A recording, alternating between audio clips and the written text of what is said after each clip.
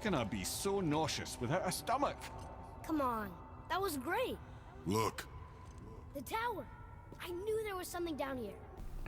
Hey, how y'all doing? Holmes here, and we're back to more Give Me God of War or Give Me Death difficulty walkthrough, not playthrough. And today we are going to be taking on Teo's trials and also getting into Jormungandr's stomach. So yeah, tomorrow's episode may wrap up the series, probably. Or I might just like separate the final boss fight with credit scenes. I don't know, because the credit's freaking long. So yeah. Anyhow, in this room we're gonna go through, I think, 3 or 4 stages. So I'm gonna show you guys the best strategy that worked for me to get through these stages. So yeah, I think the only one that's might be a bit of a actually, I don't know. I was gonna say the last one because I think that's the only one that I screwed up on a few times. But once you get the trick down, it's pretty easy. Alright, so we got these guys, the explodey guys. Alright, get off. So for these guys, we're gonna deal with them the same way we dealt with them before. We dealt with these crowds many times. So if they get all bunched up, you know, use your Leviathan Axe, use your light runic attack, and then use your heavy runic attack, and that can get some kills or damage them severely. So that's pretty good. We need this guy to get off, and then once your runic attack's on cooldown for the Leviathan Axe, you can just switch over to your Blade of Chaos and spam your heavy attack, so you can get everyone airborne. And Atreus' lightning arrows will be severely useful during this part. Main thing, like I always say, just don't let them power up, because that's probably going to be... Alright. Yeah, it's probably going to be the most annoying part. So almost killed us because of all that grab. God damn, I didn't even know you can get grabbed while you're in rage mode. Okay, it's okay. We don't really need our rage mode, so we're gonna use that to get some health back if possible. It's alright. We got 1/4 of our health. Alright, we got some healing items on the ground, so that's good. Gotta be a little bit more cautious here. Use a heavy runic attack. So basically for this first stage, you just kind of juke around these guys. Try to get them bunched up, get multi-kills if possible. And once there's no like additionals, so once you kill all these I don't know, jumping dudes, that's it. Next up we got, what is this, Elfheim. So we're gonna get some elves, not elf, yeah, dark elves. So we got this guy. This is pretty much like the boss that we fought. So it has the same moves as well. Just sidestep that. And now we got the Blades of Chaos. It makes, I don't know, in my opinion, it seems like it's a little more easier. Alright, he's gonna shoot that. So just, you know, just keep backing. You can keep backing up, or you can sidestep. Doesn't really matter. Watch out because it's the second one. So that's what makes this part a little bit tough. And also on top of that, you get some nightmares. If you do get blinded by the darkness, just kind of run around and make sure Atreus doesn't get grabbed. Well, if he gets grabbed, you know, save him. Otherwise, he's gonna get killed and it's gonna game over.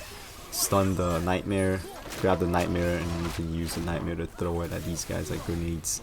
When you're in that nightmare grab throw animation, you're invincible. You cannot be hurt. Oh boy, cutting a little close. Alright, it's gonna do the poke, and the other guy's coming. Where is he? If they do that, just, if you wanna play it safe, just roll back. If you're against a wall, then you're gonna have to kind of see where the shots are so you don't accidentally step onto it. Pretty much for this part, you wanna, if possible, you wanna just use your runic attack on these guys.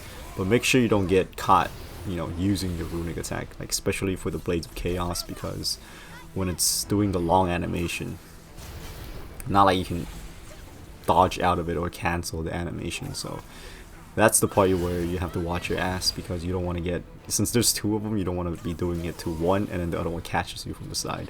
So that's what you want to be careful of. And right here I'm using it on this guy because he's the only one alive. But you also have to be careful, because sometimes you just saw him, like, we hit him a few times but he dodged out of it like mid combo, and then he can just try to use its own combo on you when you're trying to finish your runic attack. So you're gonna want to watch out for that. Yeah, these guys hit pretty freaking hard.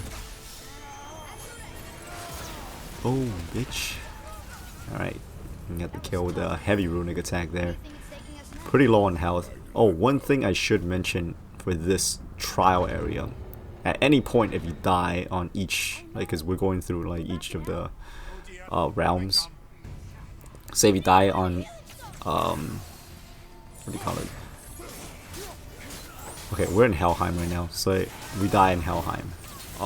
When you spawn back, it'll just be in Helheim. You won't restart the whole entire trial, so you don't have to worry about that. So you can kind of go nuts if you want. I'd say I think if I had to pick one that's the toughest, it's probably gonna be the one we just did.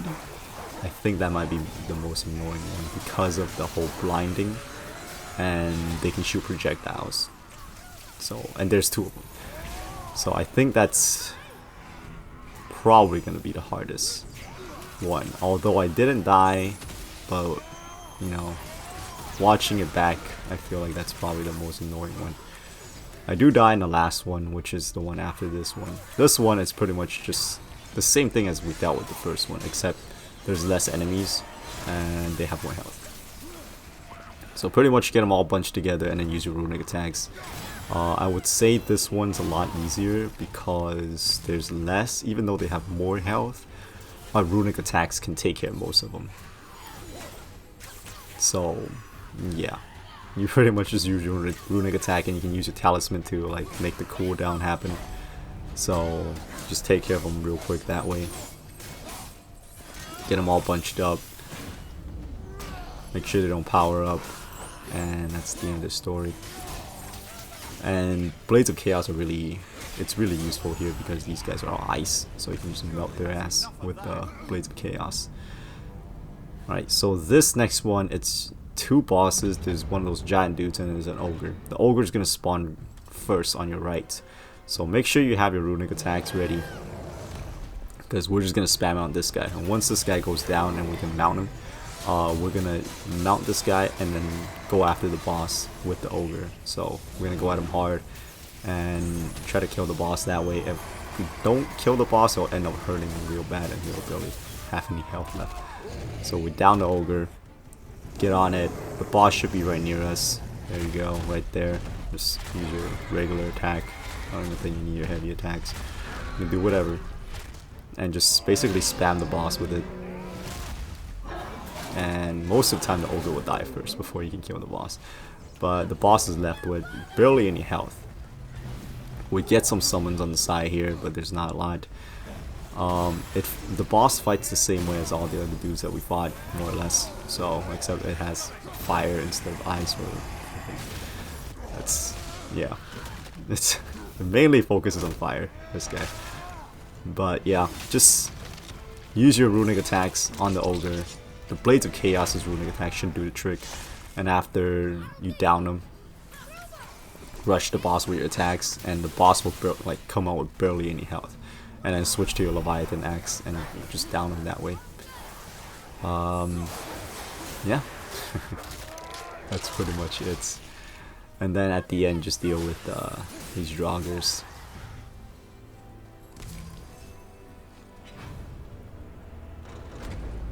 This is the one stage that I think I died twice here.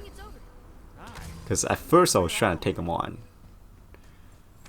With just swinging, like base swinging, maybe some runic attacks here and there. But then I was like, wait a minute, the freaking ogre goes down so fast. Might as well just down him, since he spawned right next to you anyways. Just down him and then mount him, down him, mount him, and just use him as I don't know, as your heavy hitter on the boss. And like I always say, if you die, you come back, you come up with full health. So that's what makes this difficulty a little bit easier. I'm not saying it's like easy in general, but it makes it a little bit easier with like the whole coming back with full health thing. Odin suspected the giant secretly possessed some remnant of primordial Jotnar creative essence, the stuff all realms were made of. The Unity Stone must have been fashioned from that essence. To trust an outsider with it, even Tyr, tells you just how. But yeah, imagine coming back. Like if they had, because most games, you know, if you die like at 20% health, you just come back with 20%. I think Ninja Gaiden does that. I think. I'm not. I can't remember right now. But yeah, imagine on Give Me God of War difficulty, you come back with whatever health you started that stage with. Holy crap! Like, man, like getting through this will be a nightmare. You go into a boss fight with 10% health because you barely scraped by whatever fight you did before. You die in that boss fight, just come back with 10 health. You'd be watching that loading screen for hours until you perfect the fight. Man, thinking about it just makes me not want to do that difficulty, you know, if that's how it was designed. But good thing it was like this, where in any difficulty, if you die, you come back with full health.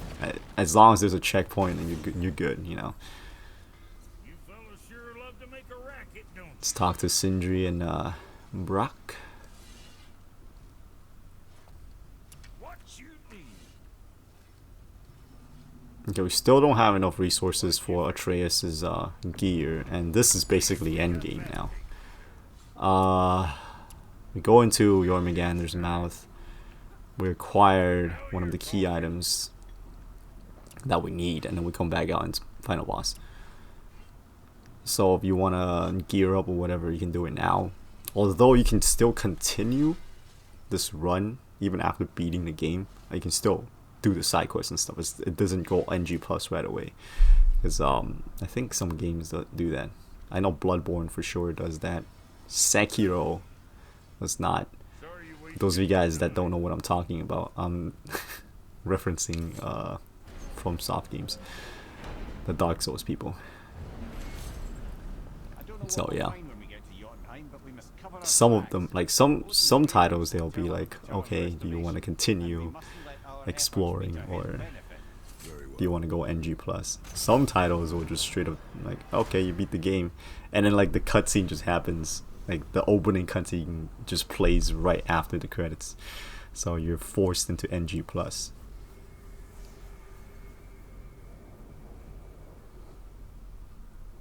Alright, then round to Jotunheim.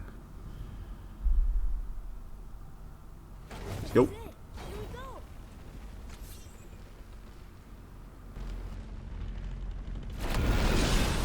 Hold on, wait a minute. This isn't going to work. What? There's no travel crystal. Tyr must have used his own eyes to refract the energy. It was his final failsafe. You've got eyes like him, Mimir. I've got an eye. One! Odin plucked out my other eye precisely to keep me from travelling. Sorry, lads. Thought that would work.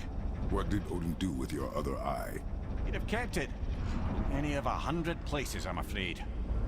We've come so far. There has to be a way. Look, bit of a long shot. For years, I'd see Sindri, sometimes Brock, lurking around in that mountain when Odin came for his visits. Maybe they know something. Brock and Sindri. Alright, so new objective. We're going to talk to Brock and Sindri. Basically, we need to go into the snake's stomach, as that's where they're going to send us. Hey guys, question for you. Anyone know where we can find Mimir's other eye? Oh. That's...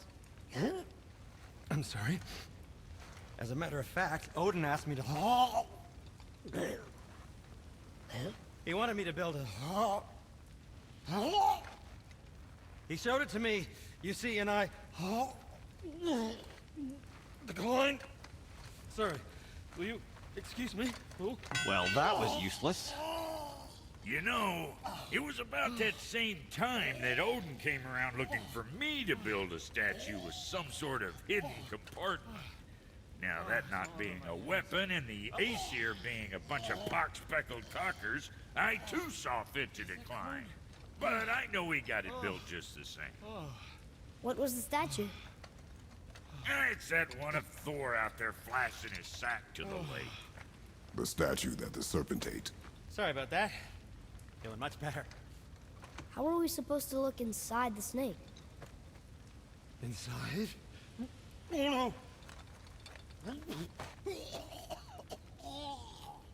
no! We better go see what the world serpent has to say about that. All right. So we just need to call up the snake, go into his eye. I mean, go into his eye. Go into his stomach and look for the eye.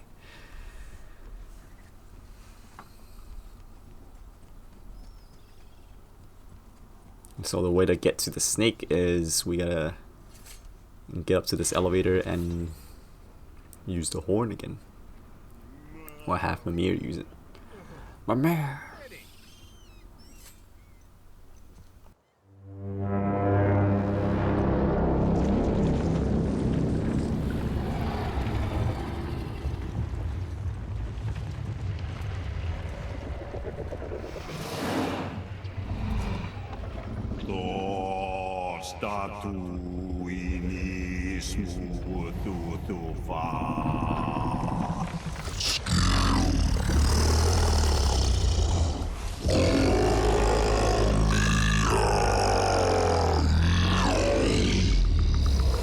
Is the statue lost to us?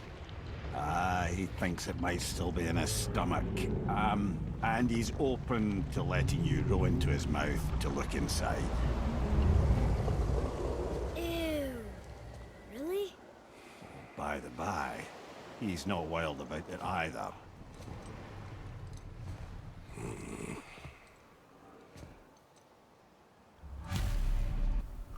Holy shit, dude, if I...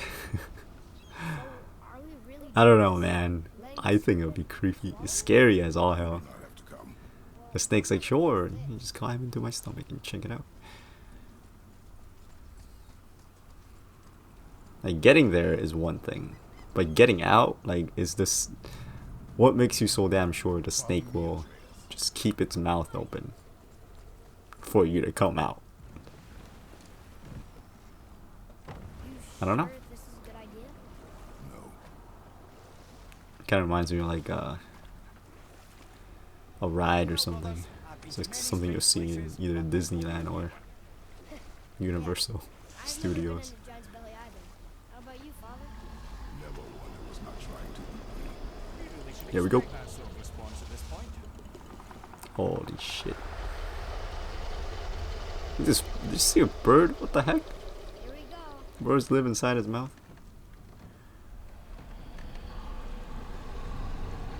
Oh, it's closing his mouth.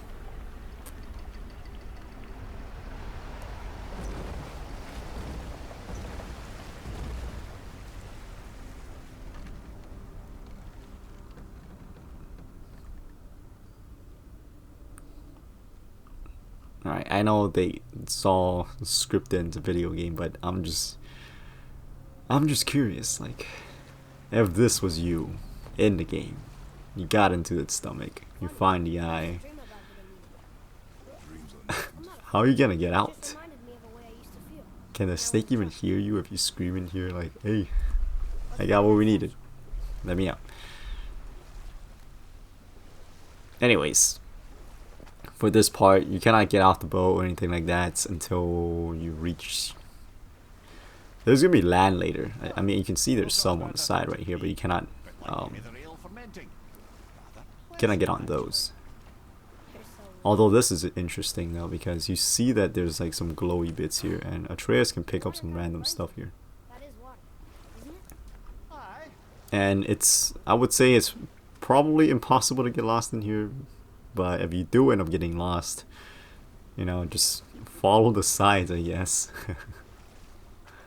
I don't know how else to go about this. I don't think there's any enemies in here. At least not that I can remember.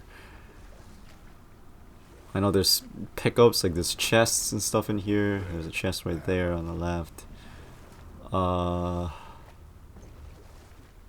Shit, I think that the docking area is like, yeah, it's right here.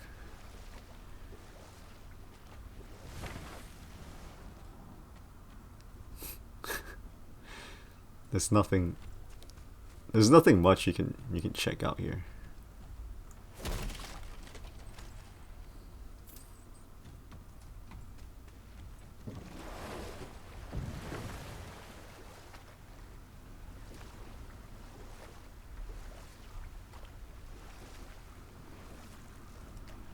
And up there, I believe that's where Mimir's eye is.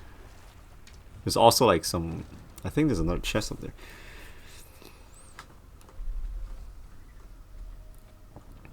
Anyways, it's really dark. Kind of just looking around. Okay, so we can climb up here.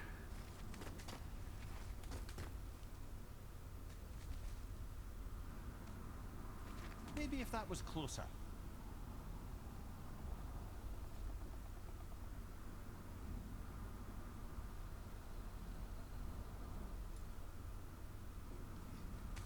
Okay, I think there's a... Okay, now I remember now. There's a thing you can hit to kind of move. And a contraption, which is right there. There we go. I was up there, I'm like, what the heck? There's nowhere to go. But yeah, this is where you gotta hit this, and then... Fuck, I missed. You can hit this, turn this mechanism around, and then you can freeze that. Ow, we can go back up. Okay.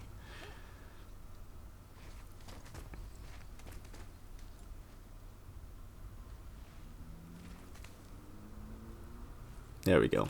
And then just call back the axe, and we will be on our way.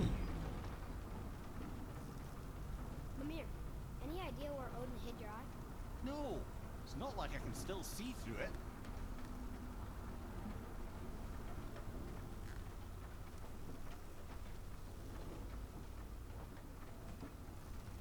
I'm surprised these like contraptions still work.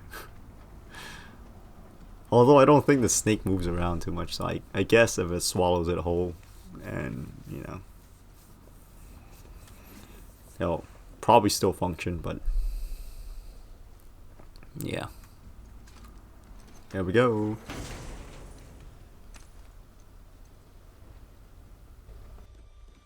Yep, that's an eye. Maybe you should stick that in my head for safekeeping. Gently now, gently. Thank you, brother. You don't miss depth until it's gone. And this is the chest. So other than Mimir's eye, which is it looked like a chest that'll give you some of this stuff, but there's another chest you can get here. And the travel A cipher. You wanna go? And I believe that's it. Use this to slide back to where a boat is, so you don't have to do all that platforming up. Although I don't even think you can platform back because the mechanism is at the bottom. I don't think you can even hit it. So yeah, once we start exiting this area, a cutscene's gonna play, and it's gonna take us to the final boss. So before that happens, There's no stopping. I just want to say that thank you all so very much for watching, and I hope to catch y'all in the next episode. But until next time, Ohms out.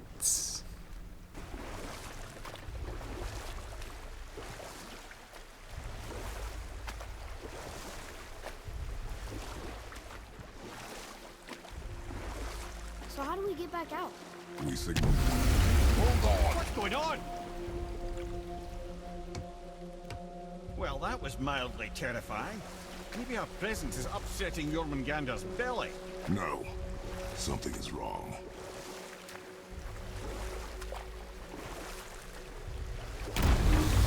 What's happening to him? Nothing good. Glad that's over. Is he getting hit? What is that? We must hurry. Couldn't agree more, brother.